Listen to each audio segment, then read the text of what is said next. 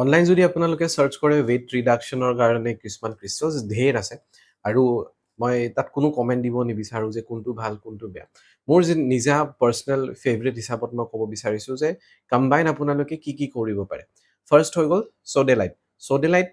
ক্ৰিষ্টেলে কি কৰে কাৰোবাৰ কেতিয়াবা ওভাৰ ইটিংৰ ইচ্ছা যায় খোৱাৰ পিছত ভোক মৰি গৈছে তথাপি আৰু খাব ইচ্ছা যায় তো তেনেকুৱা কেছত তেনেকুৱা সিচুৱেচনত আপোনালোকে সোডেলাইট পিন্ধিব পাৰে ফোকাসড হৈ যায় ডিসিপ্লিন বাঢ়ে তো সোডালাইট আপোনালোকে ইনক্লুড কৰিব পাৰে সোডালাইটৰ লগত আপোনালোকে এপেটাইট মিক্স কৰিব পাৰে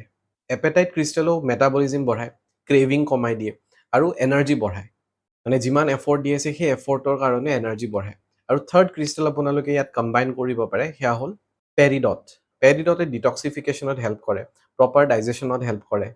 ইমোশনেল ৱেলনেছতো বেলেঞ্চ কৰি ৰাখে সো এই তিনটা ক্ৰিষ্টেল আপোনালোকে কম্বাইন কৰি ব্ৰেসলেট বনাই পিনে নিজৰ লেফট হেণ্ডত পিন্ধিব পাৰে